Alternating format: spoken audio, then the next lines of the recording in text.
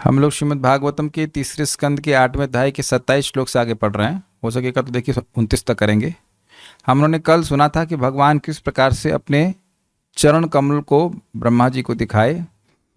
पुंसाम स्वकामाय विविक्त मार्गैर अभ्यर्चताम काम दुघांग्रि पद्मम प्रदर्शयन्तम कृपया नखेन्दु मयूखमिन्नांगुलिचारुपत्रम। पुंसाम स्वकामाय, अपने भक्तों को जो उनकी अपनी इच्छा के लिए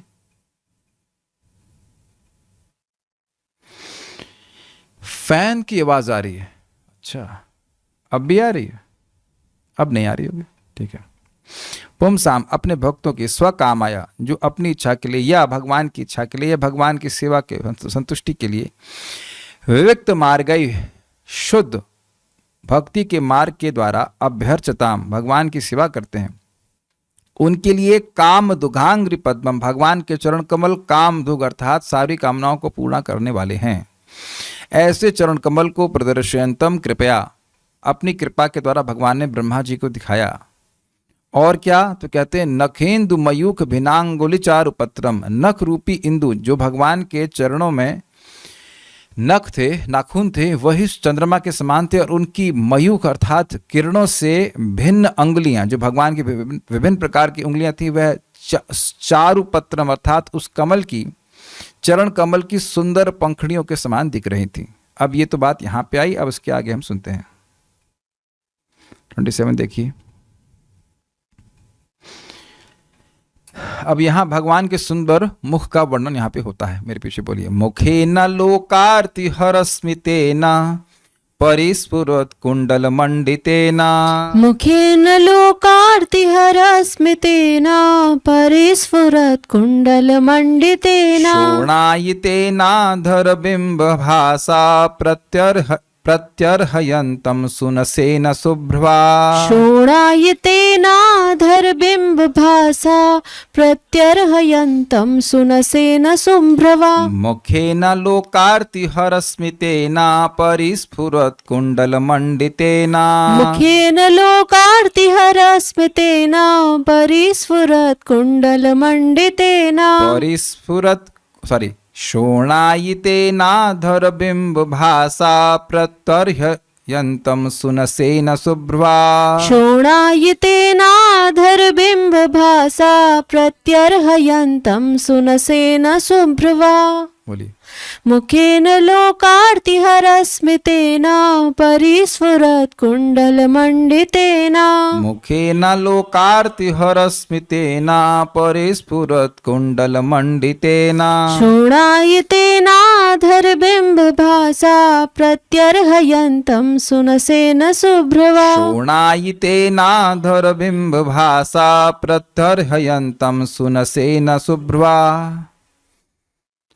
उन्होंने भक्तों की सेवा भी स्वीकार की और अपनी सुंदर हंसी से उनका कष्ट मिटा दिया। बहुत अच्छा श्लोक है। कुंडलों से सज्जित उनके मुख का प्रतिबिंब अत्यंत मनोहारी था, क्योंकि यह उनके होठों की किरणों तथा उनकी नाक एवं भवों की सुंदरता से जगमगा रहा था। लोकार्ति हर स्मितेना, लोक प्लस आरती प्लस हर प्लस स्मितेना, लोगों के दुख का हरण करने वाली ईशित मुस्कान के द्वारा। स्मित का मतलब ये नहीं कि दांत दिखा रहा है ऐसे करके, नहीं, हल्का सा मुस्कुराता जिसमें दांत दिखते नहीं है। लोक यानी सभी लोगों की आरती यानी दुख का हरण करने वाली भगवान की मुस्कान थी, उसके द्वारा परिस्फुरत कुंडल मंडितेना, चकाचौंध करते कुंडलों से विभूषित। परिस्फुरता मतलब परितः स्फुरित होने वाले, बहुत अच्छे से चमचमाने वाले कुंडल से सुसज्जित भगवान का मुख था, भगवान के कान थे। शोणायितेना, रक्त वर्ण विशिष्ट। शोण का मतलब होता है लाल रंग, तो लाल रंग के, सुर्ख लाल रंग के अधर बिंब भासा, अधर की कांति यानी भगवान के होठों की कांति थी। सुनसेना तथा सुंदर नासिका, सुब्रवा मखेना, मुखेना होना चाहिए ना, मुखेना मखेना नहीं होना चाहिए, मुखेना होना चाहिए, स्पेलिंग मिस्टेक है वहां पे। एवं शोभायमान दोनों भवों से युक्त वदन द्वारा प्रत्यर्हयंतम, वह भगवान अपने पूजकों का प्रति पूजन कर रहे थे, ऐसे भगवान को ब्रह्मा जी ने देखा। अब देखिए, इसको थोड़ा समझिए। यहां पे तृतीय विभक्ति का प्रयोग हो रहा है बार बार। स्मितेना मंडितेना शोणायितेना अदरबिंब भाषा सुनसेना सुभ्रवा मखेना, मतलब इन चीजों के द्वारा भगवान अपने आराधकों की पूजा कर रहे थे। जैसे भक्त यहां भगवान को क्या क्या अर्पित करते हैं? दीप अर्पण करते हैं, धूप अर्पण करते हैं, और क्या करते हैं? फूल अर्पण करते हैं, फल देते हैं, पत्र देते हैं, तुलसी जी का पत्र देते हैं, जल देते हैं। तो इस प्रकार से भगवान की पूजा करते हैं कि नहीं करते हैं? जलेना पूजयति, आप जल के द्वारा भगवान की पूजा करते हो, तो तृतीय विभक्ति का उपयोग करेंगे ना, जल के द्वारा भगवान की पूजा करते हैं। तो अब भगवान बदले में भक्तों की पूजा कैसे करते हैं? तो कहते हैं लोकार्ति हरस्मितेना, अपनी उस मुस्कान के द्वारा भक्तों की पूजा करते हैं जो सभी लोगों का दुख को हरण करने वाली है। श्लोक समझ रहे हैं? बड़ा सुंदर श्लोक है, ये बहुत सुंदर श्लोक है। अच्छा, केवल मुस्काते हैं? कहते नहीं, अपने उस कुंडल, अपने उस चमकने वाले कुंडल, मतलब वो जो कुंडल है वह भगवान के सुंदर मुख पर चमचमा रहा है, शोभायमान हो रहा है। उस कुंडल के चमचमाहट के द्वारा अपने भक्तों की पूजा करते हैं। अपने सुंदर रक्त वर्ण विशिष्ट होठों को के दर्शन के द्वारा अपने भक्तों की पूजा करते हैं। अपनी सुंदर नासिका के द्वारा भगवान भक्तों की पूजा करते हैं। कुछ समझ में आ रहा है? आगे और आखिरी में क्या बोलते हैं? अपने मुखेना, मतलब अपने सुंदर भवों से युक्त मुख के द्वारा भगवान भक्तों की पूजा करते हैं। प्रत्यर्हयंतम, अर्हण का मतलब होता है पूजा करना, और प्रति अर्हण का मतलब प्रति पूजन करना। हाँ, इस प्रकार से भगवान प्रतिदान करते हैं। या इसको ऐसे ले सकते हैं कि उस मुख के द्वारा भगवान पूजा करते हैं अपने भक्तों की, जिसमें लोगों की दुख को हरण करने वाली इस मुस्कान है, सुंदर चमकने वाले कुंडल हैं, लाल सुंदर विशिष्ट रक्त वर्ण विशिष्ट उनके होठ हैं, और सुंदर नासिका है, और सुंदर भव्य हैं। ऐसे भी आप समझ सकते हो। बेसिकली बात यह है, भगवान के भक्त भगवान का पूजन करते हैं, और भगवान का दर्शन करके जो उनको आह्लाद मिलता है उसके द्वारा भगवान अपने भक्तों का पूजन करते हैं। ही रेसिप्रोकेट्स, सो टू स्पीक। श्लोक देखिएगा। मुखेना, मुख के द्वारा, लोकार्ति हरस्मितेना, लोगों के दुख को हरण करने वाली मुस्कान के द्वारा, परिस्फुरत कुंडल मंडितेना, अत्यधिक चमकने वाले अपने कुंडल, अत्यधिक चमकने वाले कुंडल से सुशोभित मुख के द्वारा, ऐसे कह लेना चाहिए। शोणायितेना धर बिंब भाषा, रक्त वर्ण विशिष्ट, जो विशेष सुर्ख लाल रंग का था, उस सुंदर होठ की आभा के द्वारा। और कुछ रहेगा क्या? सुनसेना, अपनी सुंदर नासिका के द्वारा, सुभ्रवा अर्थात अपनी भवों के द्वारा, प्रत्यर्हयंतम भगवान अपने भक्तों का प्रतिपूजन करते हैं। ऐसे भगवान को ब्रह्मा जी ने देखा। यह आप समझ लेना। नेक्स्ट, सारार्थ-दर्शनी, भगवान भक्तों की पूजा का प्रतिदान अपना सुंदर मुख प्रदर्शित करके प्रत्यर्हयंतम अर्थात उनका पूजन अथवा सम्मान करने के द्वारा करते हैं। वे ऐसा करके भक्तों की सेवा का ऋण चुकाते हैं, चूंकि भक्तगण कोई भौतिक उपहार अथवा मोक्ष तो स्वीकार करते नहीं है। बड़ी सुंदर बात है। दीयमानम न गृह्णन्ति बिना मत सेवनम जनई, सालों के सार्ष्ट सामिप्यम, ऐसे करके श्लोक चलता है। तीसरे स्कंद में आ कहता है कि सालों के सामिप्य आदि जितने 4 प्रकार की वैष्णव मुक्ति है, या सायुज्य अपियुता, सायुज्य जो मुक्ति है, भगवान की ब्रह्म ज्योति में लीन होने की मुक्ति है, वह भी भक्त अगर भगवान भक्त को देते हैं, लेकिन भक्त स्वीकार नहीं करते हैं। और भगवान के भक्त विविक्त मार्ग अभ्यर्चताम, पिछले श्लोक में सुना कि शुद्ध भक्ति के मार्ग से भगवान की सेवा करते हैं। तो सेवा करते हैं और कुछ मांग नहीं रहे, तो भगवान पर ऋण आ जाएगा ना। आप किसी से कुछ ले रहे हो, दोगे नहीं तो ऋणी हो जाएंगे कि नहीं। जैसे भगवान ने कहा है कोई कोई जीवन में जनार्दन, मुकुंद, माधव इस प्रकार से मेरे नामों को बोलता है या मरते समय भी बोलता है, तो मैं उसका ऋणी हो जाता हूं और उसको ऐसे स्थान पे लेके आता हूं, ऐसी सिद्धि प्रदान करता हूं जिसके द्वारा जगत की हर वस्तु पत्थर और लकड़ी के समान हो जाती है। तो भगवान की सेवा करने वाले के भगवान ऋणी हो जाते हैं। तो ऋणी होगा तो बदले में व्यक्ति बोलेगा अच्छा भाई इस ऋण को हम कैसे चुकाएं, तो आप कहें नहीं हमको मोक्ष चाहिए, नहीं मोक्ष नहीं चाहिए, स्वर्ग चाहिए, स्वर्ग भी नहीं चाहिए, कोई भौतिक और उपहार चाहिए तो वह भी नहीं चाहिए। जब नहीं चाहिए तो भगवान तो ऋणी ही रह जाएंगे ना। तो उस ऋण का प्रतिदान भगवान अपने सुंदर स्वरूप का प्रदर्शन करने से करते। तो मतलब सुंदर शिक्षा प्राप्त हुई कि जो भगवान को प्राप्त करना चाहता है, अगर वह भगवान की सेवा को बेच देता है भौतिक उपलब्धियों के लिए या मोक्ष के लिए, तो उसको भगवान की प्राप्ति एटलीस्ट उस समय तो नहीं हो पाएगी। समझ गए? तो जो लोग इस प्रकार की इच्छा नहीं करते हैं और सेवा करते ही जाते हैं, तो उनको भगवान का दर्शन प्राप्त होता है, भगवान का अनुभव प्राप्त होता है। यहाँ पे सीखने वाली बात है। उनकी मुस्कान भक्त के कष्टों को नष्ट कर देती है और उन्हें देखने की लालसा से होने वाले कष्टों का भी उपशमन करती है। समझे?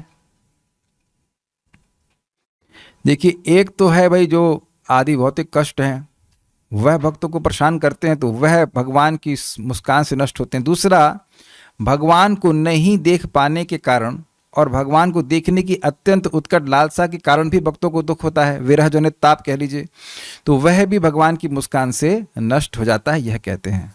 तो ये लोकार्ति हरस्मितेना शब्द की व्याख्या करते हैं। वे एक शुभ्रवा अर्थात सुंदर भाव दिखाते हैं तथा उसके द्वारा श्री कृष्ण की गोपनीय भावना प्रदर्शित होती है कि जो लोग भगवान द्वारा ऐसा अर्चन प्राप्त करते हैं ये वास्तव में विशेष भक्त है। तो यहाँ दिखा रहे हैं, जो पिछले श्लोक से बात आई थी कि भगवान ने एक पांव उठाया, प्रदर्शित किया, तो यहाँ भी कह रहे हैं कि एक मतलब एक मुख मत, एक भाव मतलब दोनों भाव देखी, लेकिन एक मुख की भाव देखी। मुखेना शब्द है, तो ये मुखेना शब्द है एक वचन में, रामेना, भूल गए आप तो नहीं पढ़े शायद, लेकिन रामेणा शब्द एक वचन में है, तृतीय विभक्ति एक वचन, तो मुख के द्वारा, एक मुख के द्वारा। तो एक मुख से सूचित हो रहा है कि भगवान श्री कृष्ण का दर्शन ब्रह्मा जी ने किया, ये कहते हैं। और ऐसा भगवान के दर्शन जो भवें भगवान को दिख रही हैं, ये कोई विशेष ही भक्त होगा जो भगवान का दर्शन इस प्रकार से कर पाता है। तात्पर्य, भगवान अपनी भक्ति से अत्यंत अनुग्रहित होते हैं। अनुग्रहित मतलब क्या होता है? एक मिनट माइक बताइए, अनुग्रह का मतलब क्या होता है? क्या समझते हैं अनुग्रह कर? तो बताइए, माइक बताइए। अरे जो आता है वो बता दीजिए। अनुग्रह शब्द समझते हो कि नहीं समझते हो? हम बताओ क्या समझते हैं? अनुग्रह का मतलब कृपा करना। हम लोग संस्कृत में टीचर हमको सिखा रहे थे कि थैंक यू नहीं बोलते हैं, अनुग्रहीतोस्मि, मैं आपके द्वारा अनुग्रहित हुआ हूं। ग्रेटफुल तो है, लेकिन अनुग्रह का मतलब होता है कि व्यक्ति कृपा कर रहा है, अपने को ऋणी मानता है, अब यह मानता है कि उस पर उपकार किया गया है। भगवान अपनी भक्ति से अत्यधिक अनुग्रहित होते हैं। He is grateful for the services which we render. पहले तो ये देख लीजिए कि जगत में जब भौतिकतावादी लोगों की सेवा करते हैं तो कितना अनुग्रहित मानते हैं अपने आप को। कभी भी नहीं। अभी तो यही सुनने को आता है कि तुमने हमारे लिए किया ही क्या। रे, अपने बच्चे भी ऐसा ही बोलते हैं, मर जाइए करते करते फिर भी ऐसे बोलते हैं।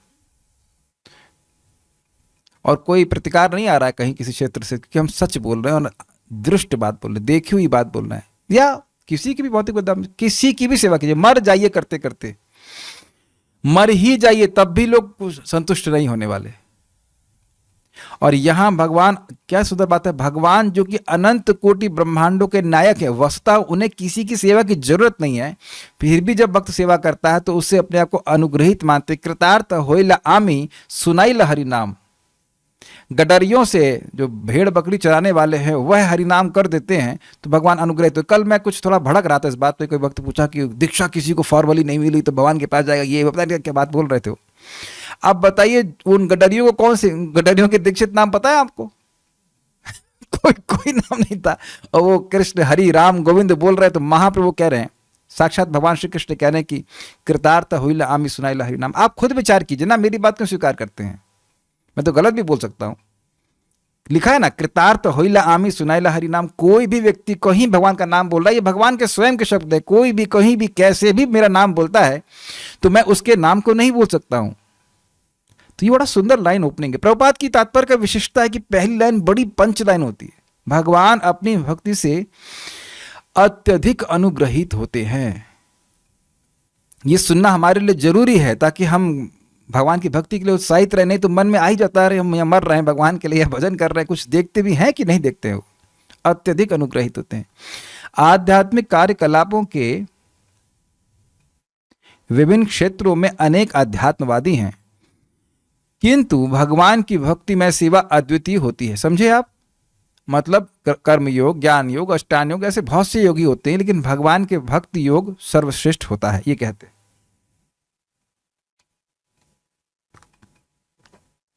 भगवान अपनी सेवा के बदले में भगवान से कुछ भी नहीं मांगते। अब प्रश्न होगा कि यह क्यों? आप बता सकते हैं कि ऐसा क्यों? भगवान से सेवा के बदले में कुछ नहीं मांगते। जैसे अभी मैं यहाँ पे ऑब्वियसली देख लूँगा, मैं हेड शेव करा के आया, तो अब जो नाई था वो मुझसे 100 रुपये तो मांगता ही है, 2 रुपये भी कम नहीं। ऐसे आप लोग कहीं किसी कोई भी सेवा जगत में लेते हैं तो वह कुछ अपेक्षा करता है, वो केवल सेवा नहीं करना चाहता है। क्या ये कैच किया आपने? इसे कहते हैं सेवा को बेचना, भजन बेचना। भज मतलब सेवा। क्लियर हुआ? तो अब जगत में लोग भगवान की पूजा भी करते हैं, अर्थ यानी धर्म के लिए, आर्त यानी दुख की निवृत्ति के लिए, या कुछ जिज्ञासा शांत करने के लिए, या मोक्ष आदि के लिए।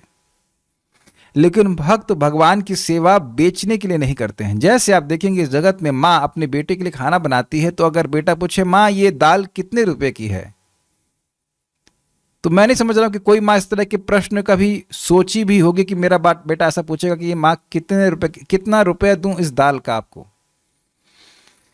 यह सुनने के लिए कोई माँ भोजन नहीं बनाती है। I hope this is very clear.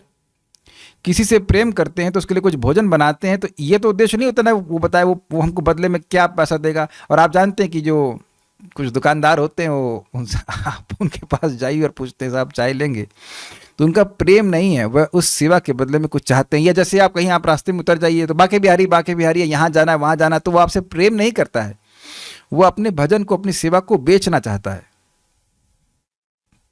तब प्रश्न क्यों ऐसा प्रश्न आ जाएगा कि भक्त लोग अपनी सेवा को बेचना क्यों नहीं चाहते? भगवान इतना कुछ दे सकते हैं, सब इतना नहीं सब कुछ दे सकते हैं, मोक्ष भी दे सकते हैं, तो भगवान के भक्त सेवा को क्यों नहीं बेचना चाहते हैं? क्योंकि अहेतु की अप्रतिहता ये नात्मा सुप्रसिद्धति। अगर हमारी सेवा अहेतु की होती है तो वो बहुत सुख देने वाली होती है, वो अपने आप में ही सुख देने वाली होती है। उसको बेचकर कोई और वस्तु प्राप्त करेंगे तो वह सुख नहीं दे पाएगी जो सेवा अपने आप में दे पाएगी। I think it's clear now. इसलिए भक्त लोग सेवा के बदले में सेवा ही मांगते हैं। माइक पे बताइए, पूछिए जो कुछ पूछना है। ऐसा भी हो सकता है कि भक्ति करते हुए भक्त की भौतिक इच्छाएं समाप्त हो जाती हैं, कम हो जाती है। ठीक है, लेकिन यहाँ पे भक्त, देखिए भक्त मतलब भक्त। अभी जो भौतिक इच्छा से भक्ति कर रहा है उसको वास्तविक रूप से भक्ति के स्टैंडर्ड से भक्ति नहीं है, वो व्यापार है। इसको वणिक कहा गया है प्रहलाद महाराज के द्वारा। जो भजन करता है उसके बदले में कुछ भौतिक मांग रहा है, भगवान की सेवा कर रहा है, बहुत अच्छी बात है, लेकिन अगर भौतिक मांग रहा है तो वो व्यापार कर रहा है। जैसे मान लो पत्नी प्रेम से बना रही है भोजन, ठीक है, पति के लिए। किसी दिन मान लो अब कुछ आभूषण चाहिए तो अब और विशेष पका के दे रही ताकि खुश हो जाए पति, कुछ आभूषण दें। तो अब आभूषण चाहिए ना, पति की संतुष्टि तो वहां पे मन में नहीं है ना। Is it not?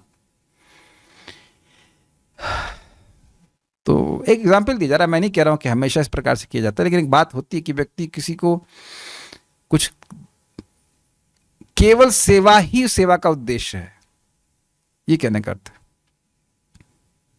तो इसलिए कह रहे हैं भक्तजन अपनी सेवा के बदले में भगवान से कुछ भी नहीं मांगते, यहां तक कि भगवान के द्वारा प्रदान की जाने वाली सर्वाधिक इच्छित मुक्ति से भी वे इंकार कर देते हैं, उन्हें नहीं चाहिए। इस तरह भगवान एक प्रकार से भक्तों के ऋणी बन जाते हैं और वे अपने सदा मोहक मुस्कान से ही भक्तों की सेवा से उर्ण होने का प्रयास कर सकते हैं। ऐसा नहीं कि उर्ण हो जाते हैं। हम लोग ने सुना है ना कि तुलसी और जल देने मात्र से भगवान बिक जाते हैं। मतलब भगवान ये सोचते हैं कि भाई इतना ज्यादा इसने हमें दे दिया है, इसका ऋण मैं चुकाऊं कैसे? जैसे सुदामा ने सूखे चावल दिए थे, तो भगवान कृष्ण चुप क्यों रहे? उन्होंने उनको द्वारका का समान मतलब बहुत बहुत बड़ा वैभव दे दिया था, लेकिन चुप रहे। तो चुप क्यों रहे? क्योंकि वह शर्म कर रहे थे, संकोच कर रहे थे कि यह तो अपनी पूरी शक्ति लगाकर मुझे दे रहा है, मैं तो अपनी पूरी शक्ति लगाकर उसको नहीं दे रहा हूं। आपने देखा होगा कि आपने घर में कोई व्यक्ति आपको मिठाई आदि दे, और अब आपके पास कोई अच्छी वस्तु नहीं है, तो मान लो कुछ हल्की वस्तु देते हैं तो हमें शर्म आती है। कभी किया है ये? भारतीय घरों में रिवाज है कि आपके घर कोई टिफिन में कुछ देता है, भोजन बना करके अपने घर से अच्छा वस्तु दिया, तो आप उससे टिफिन को खाली नहीं देते हैं। ये देखा होगा आपने, तो सब जानते हैं। और कदाचित आपके पास कोई अच्छी वस्तु नहीं, मानो सिंपल रोटी सब्जी है, कुछ है, तो मन में संकोच होता है कि यह तो हमको इतनी अच्छी वस्तु दिए, हम तो नहीं दे पा रहे हैं। तो जो व्यक्ति सज्जन पुरुष है, उसके प्रति कुछ किया जाता है तो वो उपकार मानता है। तो भगवान का स्वभाव ही है, सेवाम मनाक पि तथा बहुधा विपैति, अपने भक्त के महान अपराध को भी वह कुछ नहीं गिनते, और थोड़ी सी भी सेवा करता है तो उसको बहुत ज्यादा गिनते हैं। ऐसा सुंदरशील स्वभाव भगवान श्री कृष्ण का है। सेवाम मनाग पि तथा बहुधा विपैति। जैसे कि देखिए ना, जामिल नाम का व्यक्ति जिसने अनजान में अपने बेटे को नारायण कह के पुकारा, तो भगवान की ऐसी मति क्या हुई कि मदीयो अयम सर्वदा मद रक्षणीयो अयम, यह व्यक्ति मेरा है और इसकी रक्षा करना हमेशा मेरा कर्तव्य है, हमेशा के लिए इसकी रक्षा करना मेरी ड्यूटी है। तो ड्यूटी मतलब सेंस ऑफ, मतलब डेट ऑब्लिगेशन, कि भाई ये मैं तो उसका ऋणी हो गया, उसने मेरा नाम बोला है तो मेरे पे ऋण चढ़ गया है, मैं इसे मेरा बचाना, इसको बचाना मेरा कर्तव्य है। अब हमें दिक्कत ये होती बातें समझने में कि ऐसा कैसे हो सकता है, क्योंकि ऐसा कोई जगत पे है ही नहीं। बातें हैं तो बड़े सुंदर बात है कि भगवान केवल अपनी सुंदर मुस्कान के द्वारा अपने भक्त के ऋण से मुक्त होने का प्रयास कर सकते हैं। ये नहीं लिख रहा है कि ऋण से मुक्त हो जाते हैं। कितना सुंदर तात्पर्य है प्रभुपाद। और अगर कोई इसको सुनता है तो क्यों नहीं भगवान की भक्ति करेगा। इस जगत में मैं फिर रिपीट कर रहा हूं, हम मर जाएं लोगों की सेवा करते करते, लोग वापस नहीं करते, और सही में अगर आप लोन दे दें तो भाग जाते लेकर के, नहीं भाग जाते, पैसा दे देंगे, इस जन्म में वापस ही नहीं करते। वाकई अगर ऋणी हो तब भी नहीं ऋण चुकाते, या कह लीजिए कि कभी कभी चुका भी नहीं पाते, असमर्थ होते। भक्त जन भगवान के हसमुख मुद्रा से सदा तुष्ट रहते हैं और जीवंत होते रहते हैं। बड़ी सुंदर बात यहाँ पे आती है।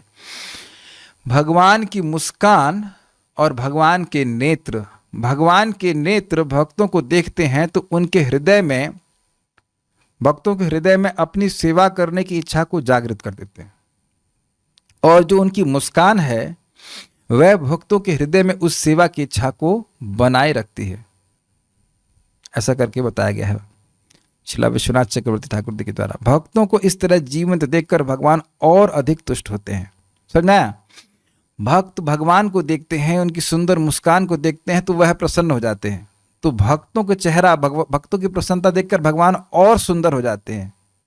इस तरह सेवा तथा स्वीकृति के ऐसे आदान प्रदान से भगवान तथा भक्तों के बीच सतत एक दिव्य स्पर्धा चलती जाती है। क्यों?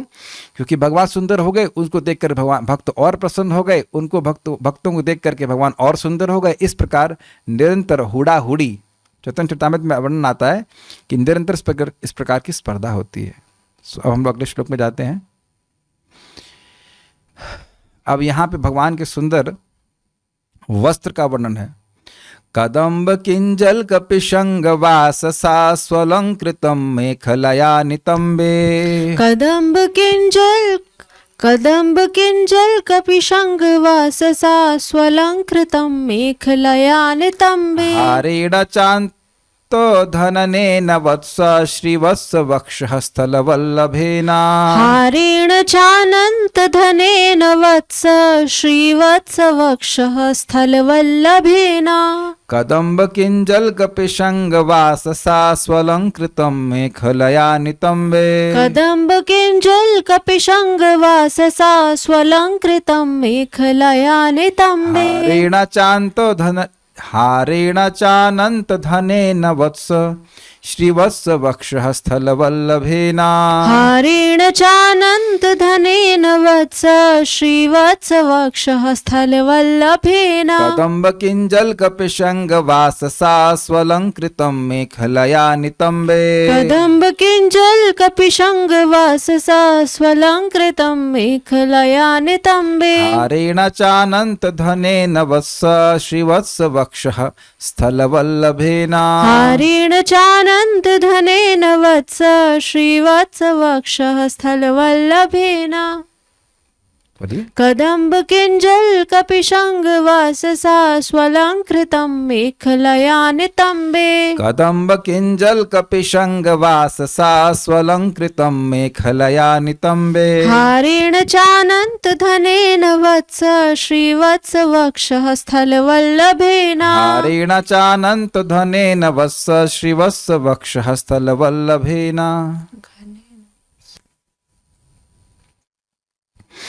हे विदुर, भगवान की कमर पीले वस्त्र से ढकी थी जो कदम्ब फूल के केसरिया धूल जैसा प्रतीत हो रहा था और इसको अति सज्जित करधनी घेरे हुए थी। उनकी छाती श्रीवत्स चिन्ह से तथा असीम मूल वाले हार से शोभित थी।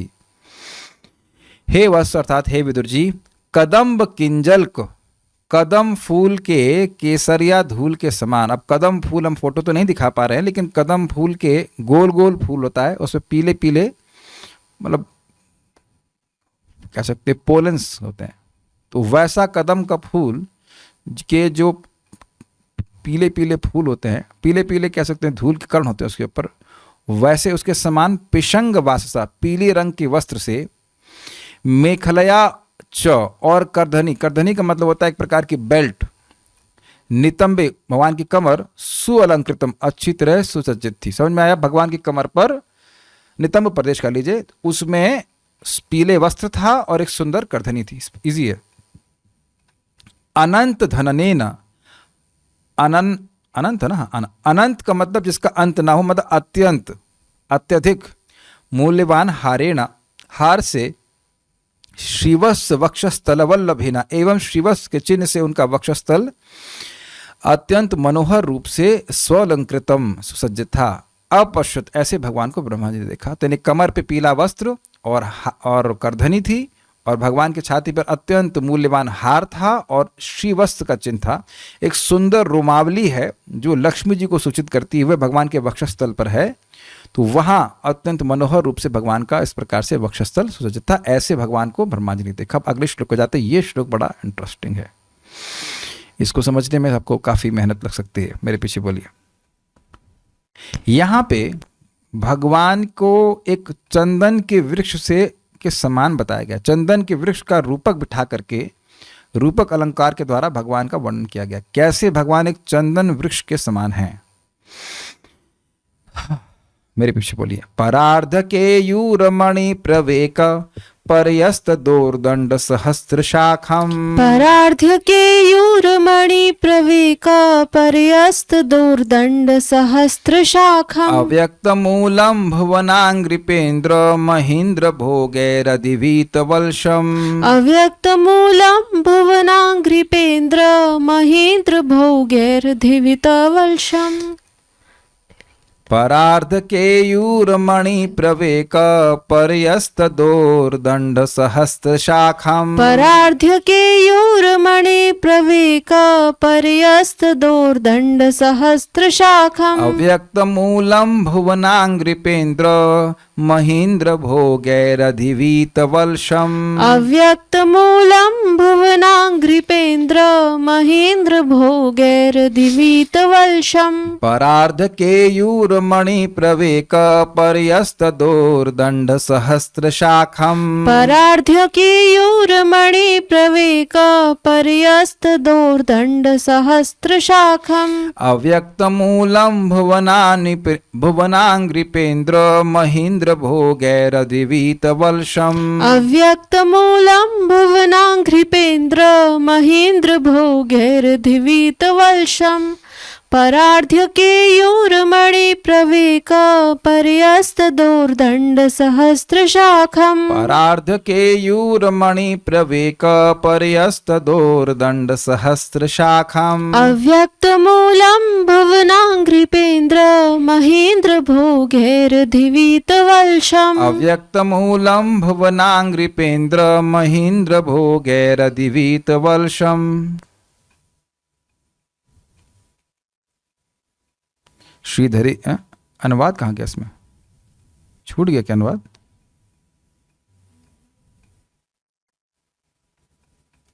अनुवाद छूट गया क्या कि मैंने पीछे में चिपका दिया?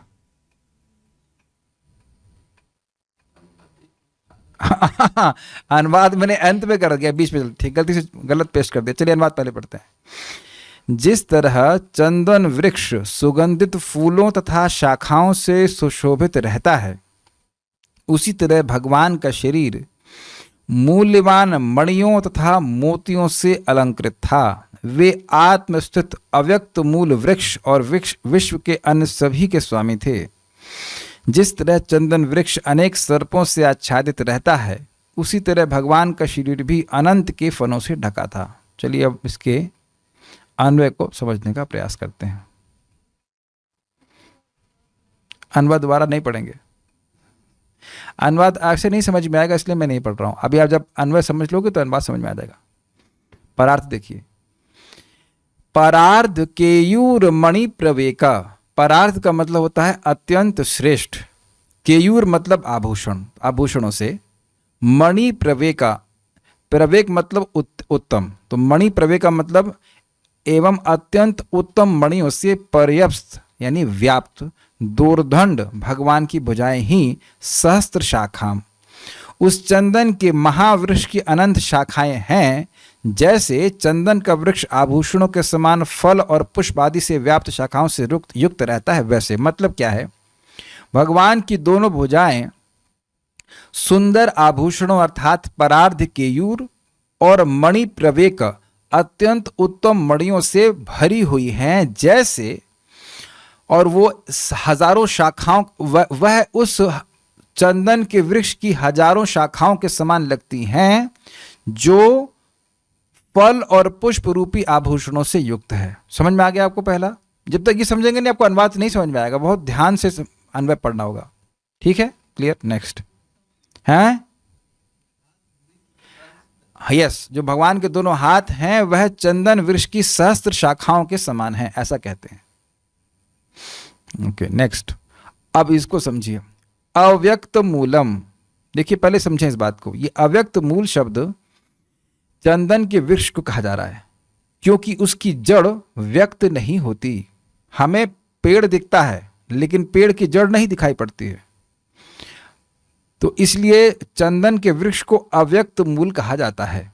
चंदन का वृक्ष मतलब बेसिकली किसी भी वृक्ष को, चंदन का वृक्ष आगे के बाद से आ जाएगा, अभी आप मान के चलिए कि वृक्ष है, चंदन का वृक्ष से तुलना की जा रही, किसी भी वृक्ष को अव्यक्त मूल कहा जाता है, उसकी जड़ नहीं दिखती है।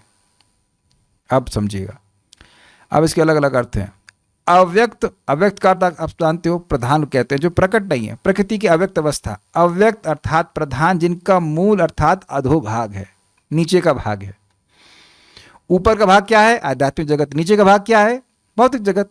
तो कह रहे अव्यक्त मूलम, भगवान का अधोभाग प्रधान है, जो प्रकृति की अव्यक्त अवस्था है, एक अर्थ है। अथवा जिनका मूल अर्थात कारण व्यक्त ना हो, और क्योंकि भगवान अनादि हैं इसलिए उनका कारण कोई नहीं जानता, इसलिए भगवान को अव्यक्त मूल कहा जाता है। मैंने कहा था ना कि ये अन्वय ही आपको काफी समझना पड़ेगा। दो और समझ में आए, एक की अव्यक्त अर्थात प्रधान भगवान के मूल अर्थात अधोभाग में है, नीचे के भाग में है, अर्थात इनकी हे शक्ति है, उनकी जो उत्कृष्ट शक्ति है वो आध्यात्मिक जगत है, और भगवान के नीचे वाले भाग में प्रधान है। तो एक ये अर्थ हुआ। दूसरा, भगवान अव्यक्त मूल है, अर्थात उनका मूल, उनका कारण प्रकट नहीं है, मतलब उनका कोई कारण है ही नहीं। भगवान स्व आश्रय आश्रय हैं, भगवान अपने ही आश्रय हैं, उनका कोई आश्रय नहीं, वो अनादि हैं इसलिए। अच्छा, वृक्ष का भी मूल व्यक्त नहीं होता, इसलिए उसे भी अव्यक्त मूल कहते हैं। किसी भी वृक्ष को आप अव्यक्त मूल कहोगे जिसकी जड़ आपको नहीं दिखती। यहां चंदन के वृक्ष से तुलना की जा रही है, लेकिन यह शब्द किसी भी वृक्ष पे घटित होगा। ये समझ में आ गया?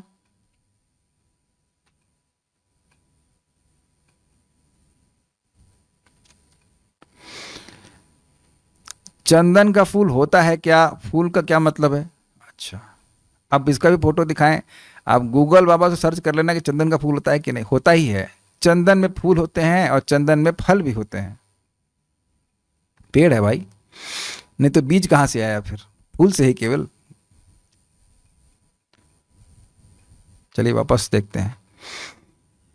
पहली लाइन समझ में आ रही है? परार्ध केयूर मणि प्रवेका पर्यस्त दोर्दंड सहस्त्र शाखाम। भगवान के जो दोर्दंड अर्थात जो भुजाएं हैं, वह उन पर अनेक श्रेष्ठ आभूषण हैं और उत्तम मणियां हैं। मणियों से और आभूषणों से भगवान की दोनों भुजाएं सुसज्जित हैं और वो ऐसी लगती हैं जैसे मानो कोई चंदन वृक्ष की हजारों हजारों शाखाएं हैं जिनमें फल और फूल आदि आभूषण व्याप्त हों, भरे हुए हों। तो ये तो समझने में कठिनाई नहीं है। अरे भाई वापस एक भक्त ने कहा कि दोबारा से बता दीजिए, इसलिए फिर से बता रहा हूं। दूसरा है अव्यक्त मूलम। अव्यक्त मतलब प्रधान, जो कि इसको हम लोग कई बार अव्यक्त सुन चुके हैं, वह भगवान के मूल अर्थात अधोभाग में है। मतलब दिखता वाली बात नहीं, नीचे वाले भाग में, मतलब it is lower part, it is lower energy.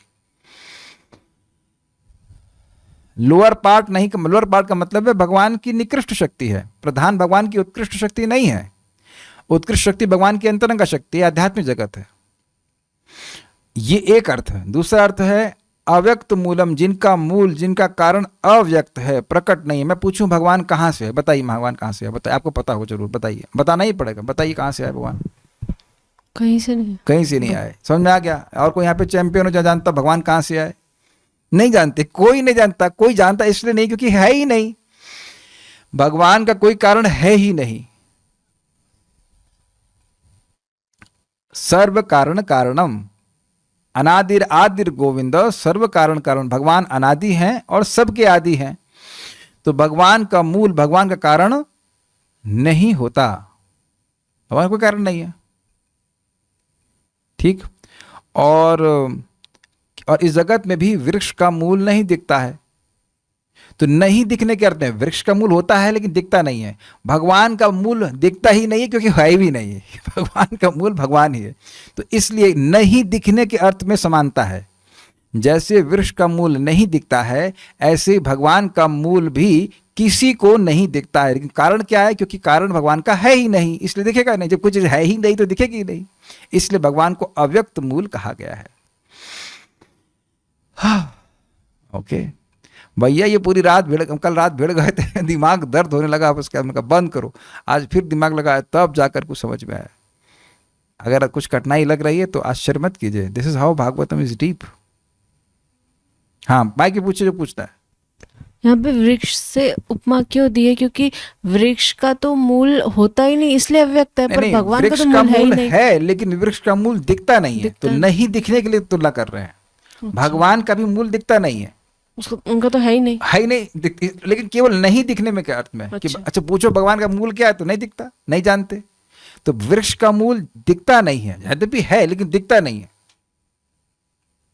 तो नहीं दिखने के कारण समानता रखी जा रही है। We should move forward. Okay, अब बड़ा जबरदस्त है ये। भुवनांग्रिपेंद्रम, भुवन प्लस अंग्री प्लस प प्लस इंद्रम, इस तरह से तोड़िएगा। भुवन मतलब पूरा जगत, अंग्री मतलब चरण, प और फिर इंद्रम। उसका बताऊंगा प का अर्थ क्या है, भी देखिएगा। भुवन को अपने चरणों से पालन करने वाले इंद्र अर्थात सर्वेश्वर। थोड़ी स्पेलिंग मिस्टेक, उसको सही समझिएगा। भुवन मतलब जगत, अंग्री मतलब चरण और प मतलब पालयति, पालन करने वाले। इंद्र मतलब सर्वेश्वर भगवान है। पातयति, हाँ पातयति पति, पालयति, पा का मतलब पालयति दिया गया है। भगवान इस जगत में कहते हैं, भगवान गीता में कहते हैं, एकांशेन स्थितो जगत अथवा बहुनैतेना किम ज्ञातेन तवार्जुना विष्ठाभ्याम इदम कृष्णम एकांशेन स्थितो जगत। अथवा बहुनैतेना किम ज्ञातेन तव अर्जुन। हे अर्जुन, अब मैं अपने बारे में, अपने ऐश्वर्य के बारे में और अधिक क्या कहूँ। उनको उठा दीजिए, सोने के लिए आए हैं तो घर पे ही सो सकते हैं, है कि नहीं। अगर नींद आ रही तो घर पे सो जाइए, यहाँ बड़ी रात नींद नहीं आई तो यहाँ पूरा करेंगे, तो आप घर जाओ, घर जाके सो जाओ। अगर आपको नींद आती तो क्लास में मत आइएगा, फिर क्या समझ में आएगा। भुवनांग रिपेंद्रम, समझ में आ रहा है। भुवन मतलब जगत, अंग्री मतलब चरण, और प मतलब पालन करने वाले, यानी कि अपने चरणों से ही पूरे जगत का पालन करने वाले ऐसे सर्वेश्वर भगवान हैं। ये एक अर्थ हुआ। अच्छा, उप्स, और नेक्स्ट क्या अर्थ होगा।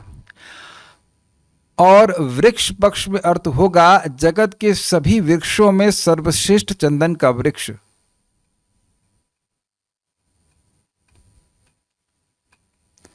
भुवन मतलब जगत, अंग्रिप मतलब चरणों से जो पीते हैं अर्थात वृक्ष, और इंद्र मतलब राजा, यानी इस जगत में जो सभी वृक्षों का राजा है अर्थात चंदन का वृक्ष, उसको देखा। देखिए, चंदन के वृक्ष जैसे भगवान लग रहे हैं, इसलिए ऐसी उपमा दी जा रही है। अव्यक्त मूल को देखा, ऐसे मतलब पेड़ को देखा जिसका मूल व्यक्त नहीं था। भुवनांग रिपेंद्रम, ऐसे वृक्ष को देखा जो जगत में सभी पेड़ों का इंद्र अर्थात सर्वश्रेष्ठ वृक्ष है, अर्थात चंदन का वृक्ष। ऐसा कौन सा वृक्ष इसकी लकड़ी में ऐसी सुगंध आती है कि चंदन उसमें उपयोग किया जाए। तो ये जो शब्द हैं, ये शब्द वृक्ष पे भी घटित होंगे, चंदन के वृक्ष के ऊपर, और भगवान पे भी घटित होंगे, इसलिए दोनों पक्षों में अर्थ दिए जा रहे हैं। उसके बाद कहते हैं अहि इंद्र। अहि मतलब सर्प, और अहि इंद्र मतलब सर्पों के राजा अनंत देव के द्वारा, शेषनाग के द्वारा, शेषनाग के भोगई, भोग करते गया था शरीर, या शरीर इसके अलावा हो सकता है फन, फनों से अथवा शरीर के अंगों से अधिवीत घेरा वलशम, भगवान का कंधा था। जैसे चंदन वृक्ष श्रेष्ठ से सर्प लिपटे रहते हैं। चंदन वृक्ष श्रेष्ठ मतलब जो श्रेष्ठ वृक्ष चंदन का है उसमें सर्प लिपटे रहते हैं। सर्प क्यों लिपटे रहते हैं? कि वो सुगंधित होता है और वह उसकी लकड़ी ठंडी होती है, तो उससे लिपट करके सर्पों की शरीर की जो अग्नि है या हीट है वो थोड़ी कम हो जाती है।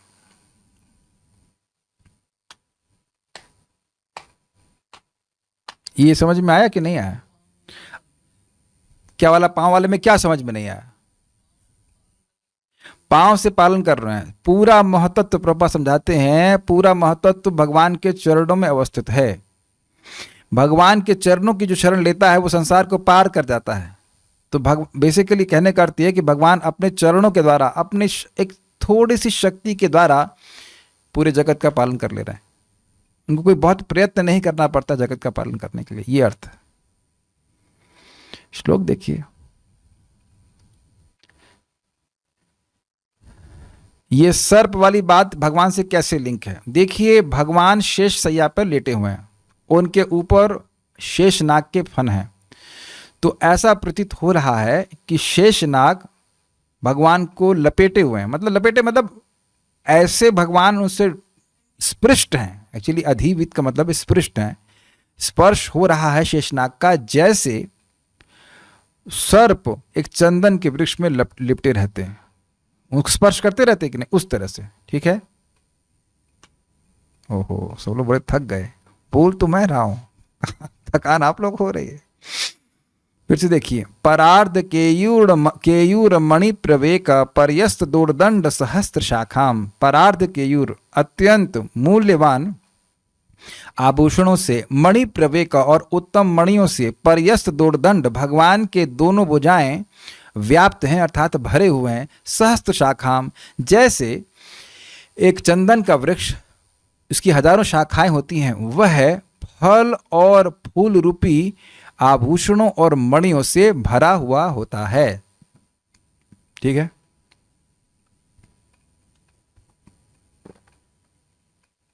अव्यक्त मूलम, जैसे एक वृक्ष का मूल नहीं दिखता, ऐसे ही भगवान का मूल नहीं दिख रहा था कि भगवान कहाँ से आए। ब्रह्मा जी यह तो देख लिए कि वह कहाँ से आए, उनके कारण को कौन देखे? भगवान को देखे, लेकिन भगवान कहाँ से आए वह नहीं देख पाए ब्रह्मा जी। इसीलिए कह रहे हैं अव्यक्त मूलम। समझ रहे हैं? नहीं समझ पा रहे हैं? ब्रह्मा जी का यही प्रयास था, यही प्रश्न था कि मैं कहाँ से आया हूँ। तो वह तो वो देख ले कि वह भगवान से आए हैं, लेकिन यह नहीं देख पाए कि भगवान कहाँ से आए, क्योंकि भगवान कहीं से नहीं आए, इसलिए कह रहे हैं अव्यक्त मूलम। ओके। भुवनांग्रिपेंद्र, भुवन प्लस अंग्रिप प्लस इंद्र, जगत के वृक्षों में, अंग्रिप का मतलब होता है जो चरणों से पीते हैं। तो पेड़ अपने चरणों से पीते हैं कि नहीं? तो उनमें सर्वश्रेष्ठ वृक्ष, जगत में जितने भी वृक्ष हैं उनमें इंद्र कौन है? चंदन का पेड़ है, क्योंकि वह सर्वश्रेष्ठ वृक्ष है। पेड़ से पीने वालों में सर्वश्रेष्ठ है चंदन। ऐसे चंदन के वृक्ष को देखा। और दूसरा अर्थ यहाँ पे क्या हुआ? सारे भगवान पे जो घटित होगा वो होगा कि भुवन यानी जगत को, अंग्रि यानी अपने चरणों से, प अर्थात जो पालन करते हैं, ऐसे इंद्र अर्थात सर्वेश्वर भगवान श्री कृष्ण को देखा है, भगवान को देखा। ठीक। लास्ट लाइन है महेंद्र भोगैर अद्वित वलशम, महा नहीं ना, अही लीजिएगा, उपेंद्र में इंद्रम आ गया। अही मतलब होता है सर्प, और इंद्र मतलब राजा। तो सर्पों के राजा के भोग अर्थात फन से या शरीर के अवयवों से अधिवीत यानी स्पष्ट, वलशम अर्थात भगवान के कंधे थे। तो बिल्कुल स्पष्ट है कि आप अगर भगवान के शेषनाग को आप देख रहे हैं तो शेषनाग ऐसे हैं और भगवान ऐसे लेटे रहते हैं। तो मुख के जस्ट ऊपर शेषनाग है कि नहीं? तो शेषनाग के जो फन है वो भगवान के कंधे के पास में ही होंगे। ये तो स्पष्ट है, समझने में कोई दिक्कत नहीं है। तो इसलिए कह रहे हैं भगवान के कंधे शेषनाग के द्वारा स्पृष्ट थे, जैसे चंदन का वृक्ष सर्पों के द्वारा लिपटा रहता है।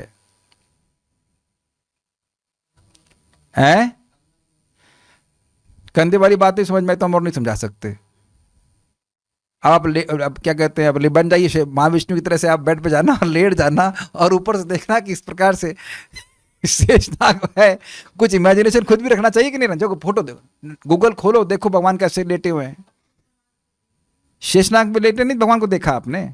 शेषनाग ऊपर है, शेषनाग के अंग हो गए ना फण, तो उन फणों के द्वारा भगवान आच्छादित हैं कि नहीं? और प्लस भगवान का शरीर तो शेषनाग को स्पर्श कर ही रहा है। ये कहते हैं अधिवीत मतलब स्पृष्ट है, और वलशम मतलब भगवान के कंधे।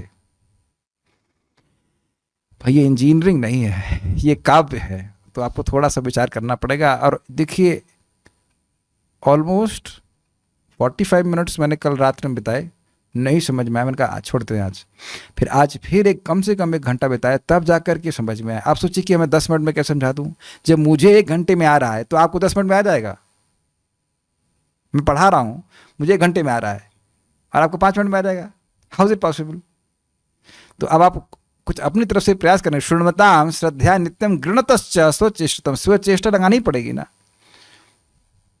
तब बात समझ में आएगी। 25% काम टीचर का है, 75% काम स्टूडेंट का है, तो 75% काम भी हम ही करें। आप विचार कीजिएगा। इसलिए मैंने अनुवाद को दोबारा नहीं पढ़ा, अब अनुवाद पढ़ते थे कि समझ में आएगा आपको।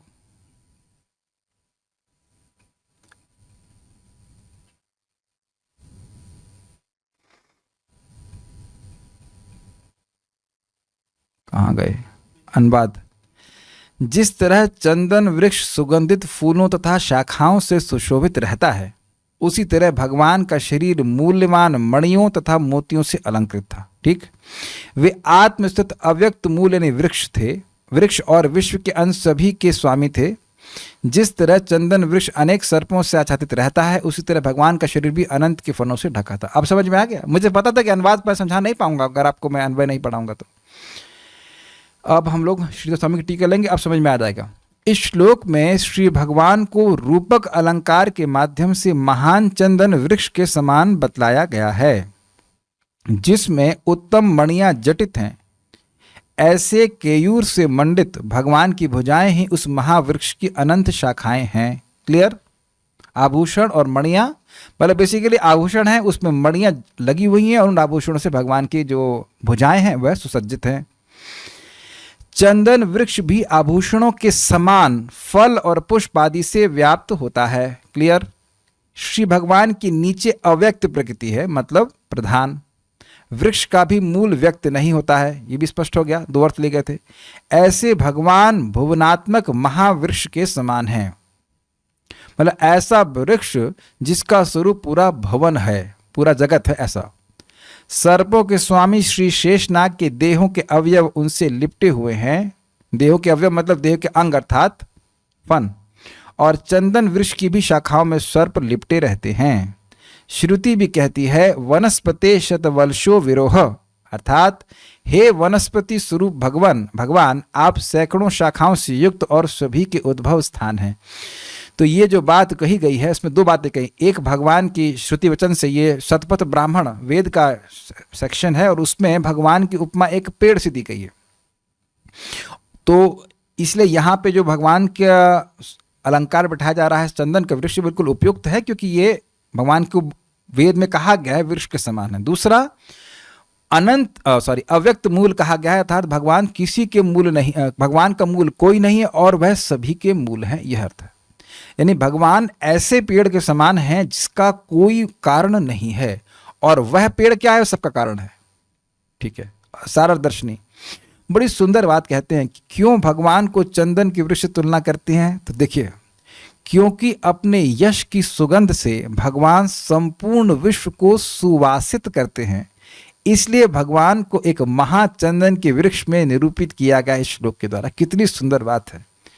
भगवान के यश को सुन करके व्यक्ति का जीवन महक जाता है, नहीं तो जीवन में केवल बदबू ही बदबू भरी हुई है कि नहीं।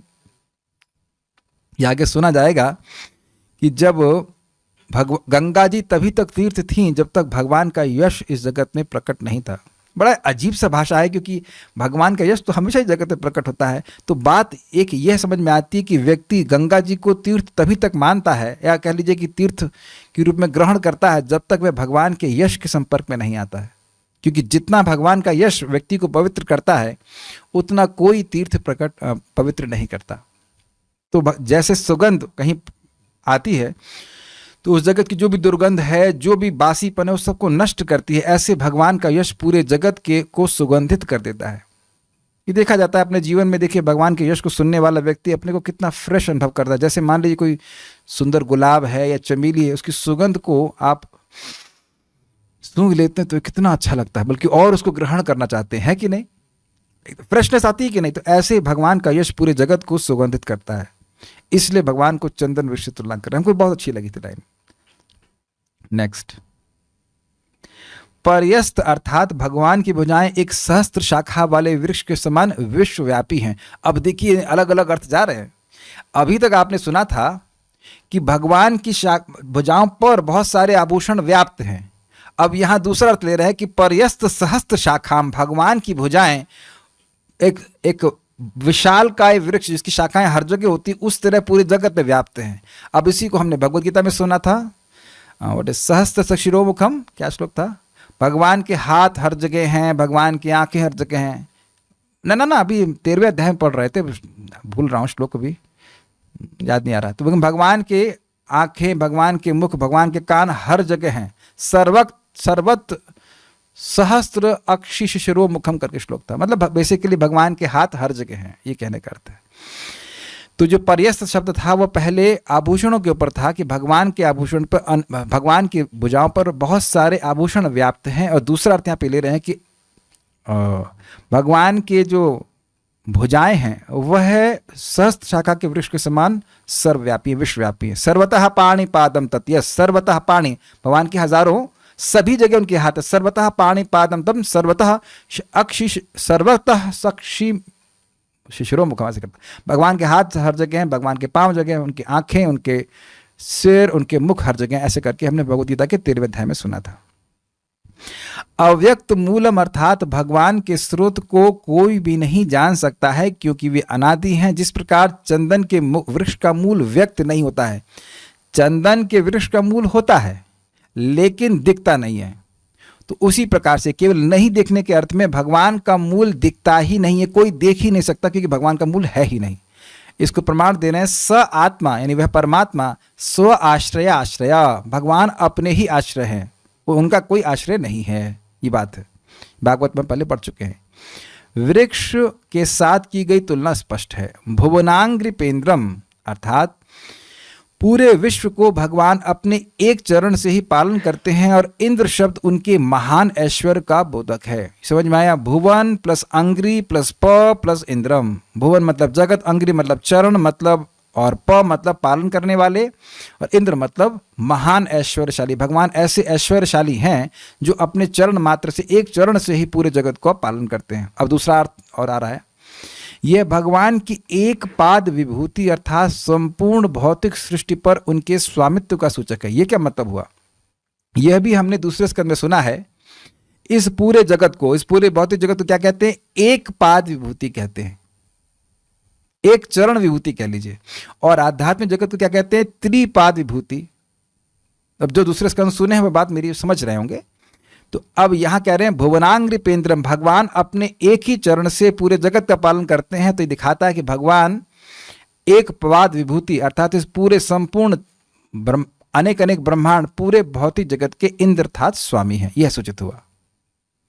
वृक्ष के संबंध में चंदन का वृक्ष इस भुवन में अंग्रिप अर्थात सभी वृक्षों का इंद्र अर्थात राजा है। ये स्पष्ट समझ में आ गया?